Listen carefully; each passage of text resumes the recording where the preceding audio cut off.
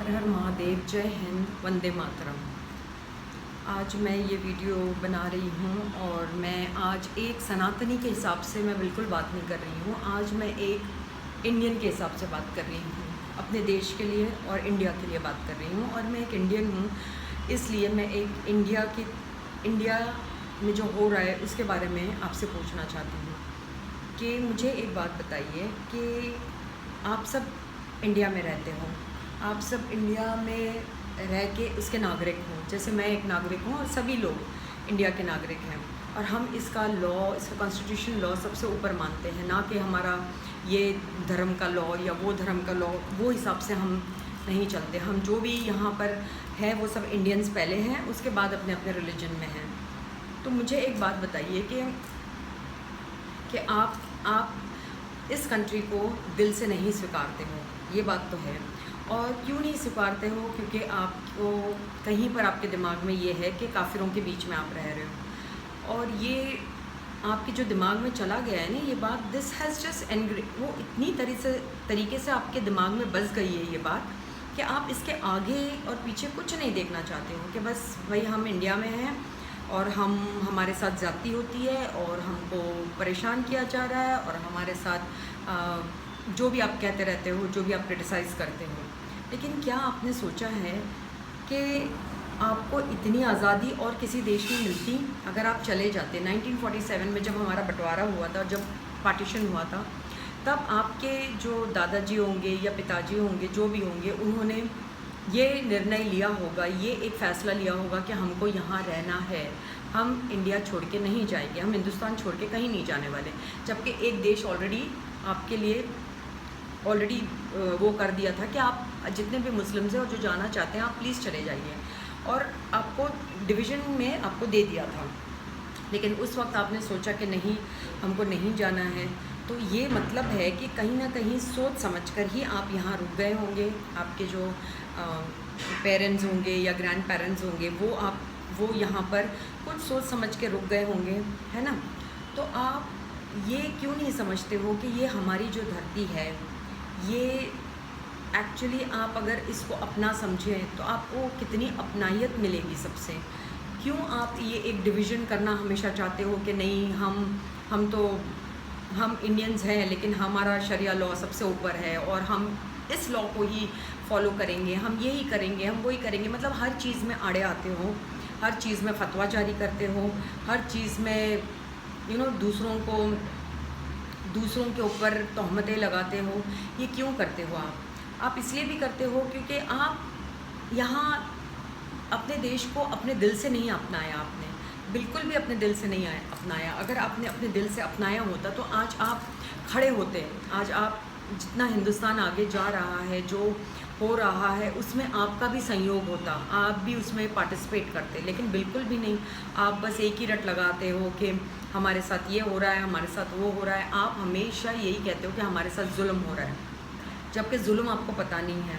जुल्म वो हो रहा है जो तालिबान में हो रहा है, जुल्म वो हो रहा है जो 56 कंट्रीज़ में। आप देखो, मेरे को एक बात बताइए, आपकी काफिर से नहीं बनती, ओके?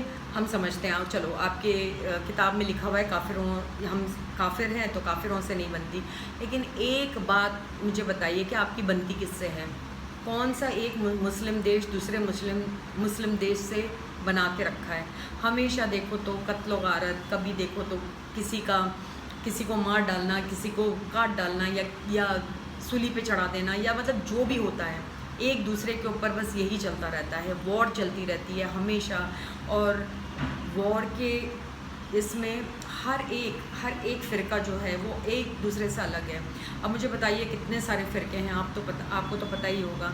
तो यही आपस में जब नहीं रह पाते हैं तो आप दूसरों से कैसे निभाएंगे? जब आप खुद अपने ही भाई बंधु से, अपने ही ब्रदर से नहीं बना पाते हो, तो मुझे बताइए कि आप कैसे दूसरों से बनाए रखेंगे? अब अपने कंट्री के नहीं हो आप कभी सोचते हो कि अगर आप तालिबान में होते तो आपका क्या हशर होता? कभी आपने सोचा है? दूर से तो बहुत कुछ आपको ये लग रहा होगा कि हाँ, ये इस्लामी देश है और इन लोगों ने शरिया लॉ अपना लिया है, कितना अच्छा है। लेकिन कभी रह के देखा है? कभी आपको पता है कि शरिया लॉ होता क्या है और इसमें क्या, और आपका क्या आपका रोल होता उसमें? क्या आपको पता है? क्या आपके बच्चे पढ़ पाते हैं? क्या आपकी बच्चियाँ पढ़ पाती हैं? हाँ, तो ये सब नहीं होता। तो मतलब आज मैं यही कहना चाहती हूँ हर एक इंडियन से, मतलब हर एक इंडियन से मैं ये कहना चाहती हूँ कि हमारे देश को जब हम अपना नहीं समझते, जब यहाँ का नमक खाते हो, जब यहाँ पर रहते हो, जब आपको पता है कि आपको इसी मिट्टी में दफन होना है और इसी मिट्टी में आपको सांस भी इसी मिट्टी में लेनी है, आपको जो भी करना है वो इसी मिट्टी में करना है, आपको दफन भी यहीं पर होना है, तो आप इतना इसका विरोध क्यों करते हो और क्या ज़रूरत है आपको करने की? और जब आप कहते हो ना ये कि हमारे ऊपर जुल्म हो रहा है, जो आप रो रहे हो, तो आपको नहीं लगता कहीं पर आपका भी इसमें बहुत बड़ा हाथ है?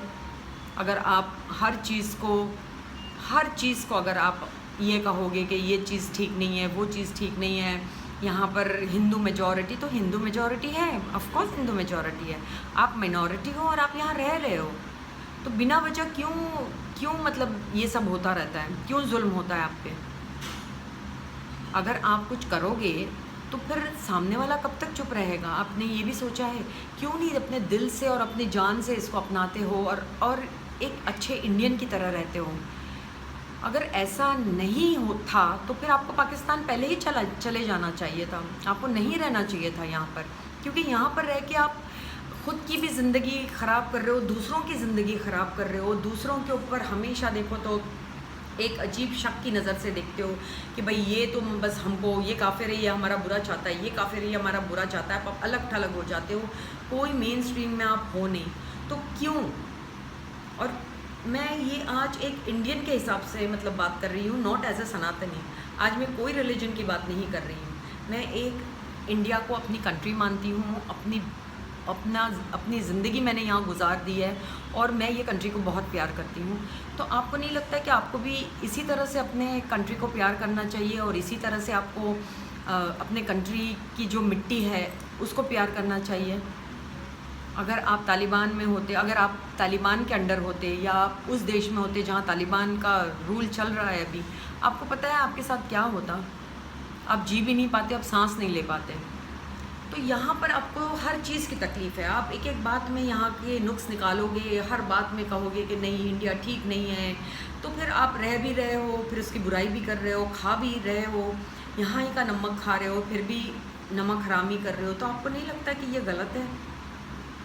आज मैं यही सवाल आपसे पूछना चाहती हूँ और बहुत ही धीमे और शांति से पूछना चाहती हूँ कि आप सोचो कि आप क्या कर रहे हो, आप सोचो कि ये आपका कंट्री है, ये आपकी कंट्री भी है। अगर आपने इसको चुना है तो कुछ सोच समझ के चुना है और आपको पूरा हक है इस कंट्री में, वोट देने का हक है, आपको हर चीज़ का हक है, आपका हक मारा नहीं जा रहा है, आपको कोई ये नहीं किया जा रहा है। आप देखो कितने दंगे हुए हैं हिंदू मुसलमान के, ये वो, मतलब आप जो कहो मैं इस बात से राज़ी नहीं हूँ और मैं सोचती हूँ बहुत लोग इस बात से राज़ी नहीं होंगे कि आप यहाँ पर टॉर्चर्ड हैं, आप यहाँ पर आराम से रह रहे हो। ये तो अलग बात है कि आप कुछ करोगे तो फिर एक इंसान कब तक चुप रहेगा? एक काफिर, जिसको आप काफिर कहते हो, जिसको हम हिंदूज़ कहते हैं, और जो एक सनातनी है, वो कब तक चुप रहेगा? आप हमेशा उनके रिलीजन की, अगर चलो आज मैं रिलीजन की बात फिर नहीं कर रही हूँ क्योंकि आपको भी पता है कि आप कितना ज़्यादा रिलीजन को कितना ज़्यादा आप रिलीजन को रिडिकल करते हो, उनकी मजाक उड़ाते हो, सब कुछ करते हो, आप सब कुछ करते हो। लेकिन मैं यही कहती हूँ कि आप अगर एक बार अपने दिल और दिमाग से, दोनों से ये कहे कि नहीं ये हमारी कंट्री है, हमें यहीं रहना है, यहीं हमें दफन होना है इसी ज़मीन पे, तो मैं समझूंगी कि आपके आधे से ज़्यादा परेशानी आपकी ख़त्म हो जाएगी, आधे से ज़्यादा। आप अपने बच्चों को पढ़ाएंगे, आप अपने बच्चों को लिखाएंगे, एक अच्छी सोसाइटी में उनका उठना बैठना होगा। भले आप अपना कुरान पढ़ाइए, मैं ये नहीं कह रही हूँ, लेकिन आप ये सोचिए कि इस बात का जो आपको हमेशा मलाल रहता है कि भाई हम यहाँ के नहीं हैं, हमारे साथ ऐसा किया जा रहा है क्योंकि हम इनके कम्युनिटी के नहीं हैं, ये तो बहुत ही गलत बात है। यह आपकी अपनी मन गढ़ंत कहानी है। आपको नहीं लगता कि आपकी मन गढ़ंत कहानी है और आप इसके ऊपर ही बस बोले चले जा रहे हो? तो मैं यही सोचती हूँ कि आप एक बार दिल से और दिमाग से बैठ के ये सोचिए कि एक हद तक कोई भी बर्दाश्त करेगा और आप सिर्फ ये मुल्क का नहीं, अपनी ज़िंदगी का और अपने बच्चों का सोचिए, अपने कौम का भी सोचिए कि हम क्यों ऐसे करते हैं, क्या ज़रूरत है हमें ऐसे करने की। उनको अगर अपनी ज़िंदगी जैसे गुजारनी है, वो जवाबदार है उसके, वो जवाब देंगे ऊपर। आपको इतना क्या टेंशन होता है, और आपको इतना कौन कहता है कि आप ये सब कहो कि भाई ये काफिर हैं तो हम लेकिन बहुत बहुत ज़्यादा हेट्रेड जो दिल में रखोगे ना, तो ज़िंदगी और दूभर होती जाएगी, और आप ना इस कंट्री के रहोगे। पहली बात तो आप दूसरे किसी कंट्री में जा भी नहीं सकते हो, और अगर जाओगे तो आपको पता भी चल जाएगा कि क्या है दूसरे कंट्री में। तो आज मैं बस यहीं पर समाप्त करती हूँ, और यही कहना चाहती हूँ कि प्लीज़ सोचो समझो कि ये जो ज़िंदगी जो आप यहाँ गुजार रहे हो, ये लाख दर्जे अच्छी है कोई और कंट्री के नस्बत। आप देखो दूसरे कंट्रीज़ में क्या क्या होता है, कितनी परेशानियाँ होती है, क्या कुछ नहीं होता। जो आपको यहाँ पर फ्रीडम है बात करने का, फतवा निकालने का, दूसरों के ऊपर तंज करने का, हमेशा अपने आप को एक विक्टिम कार्ड बना के जो सामने रख देते हो कि हमारे साथ ये हो रहा है, हमारे साथ वो हो रहा है। आपको नहीं लगता कि ये सब बंद हो जाना चाहिए, और आपको भी एक हो जाना चाहिए इंडिया के साथ में, एक बिल्कुल एक भाई। मतलब मैं तो उम्मीद कर ही नहीं सकती हूँ ये, लेकिन मुझे आज किसी ने यही कहा कि मैं हमेशा सनातन धर्म के बारे में बात करती हूँ। Let me talk as an Indian. आज मैं एक इंडियन की तरह बात करती हूँ, और इंडिया तब तक बर्दाश्त करेगा जब तक आप उसके साथ बहुत ही प्यार से पेश आओगे, जब उसके साथ आप बहुत ही नरमी से और उसके संविधान को, उसके जो कॉन्स्टिट्यूशन है, लॉज, उसको मानोगे। हमेशा अपना नहीं चलता है, आप जिस कंट्री में रहते हो वहीं का आपको रूल फॉलो करना पड़ता है। हर चीज़ में नुक्स निकालना, ये बहुत ही गलत बात है। तो मैं आज यही आपसे प्रार्थना करती हूँ कि मैंने जो कहा, आई होप आपके दिमाग में जाए, आई होप आप समझे कि मैं एक इंसान से इंसान के लिए कह रही हूँ, ना कि मैं एक सनातनी, एक मुसलमान से कह रही हूँ। नहीं, मैं एक इंडियन हूँ, और मैं एक इंडियन से बात कर रही हूँ आज। तो आप, आई होप आपने मेरी बात जो है वो समझी होगी, एंड आई होप कि आप सब ठीक होंगे, और आप सब ये वीडियो देखकर इसे लाइक करेंगे, सब्सक्राइब करेंगे, और ज़रूर मुझे कमेंट्स में लिखेंगे कि आपको कैसा लगा, और बेल आइकन ज़रूर प्रेस कीजिए ताकि आपको पता चले कि नेक्स्ट वीडियो मेरा कब आएगा। तो प्लीज़ आप सबसे बहुत रिक्वेस्ट है कि आप सब भी समझ जाओ कि क्या हो रहा है। हमारे चारों तरफ हमारे दुश्मन हैं, और अगर आप देखने जाओ तो हमारे अगर अंदर ही अगर दुश्मन रहेंगे तो फिर क्या फ़ायदा है ना। हमारे कंट्री के अंदर ही अगर कोई दुश्मन है तो फिर हम और क्या कर सकते हैं इसके बारे में। Thank you so much for watching. हर हर महादेव, जय हिंद, वंदे मातरम।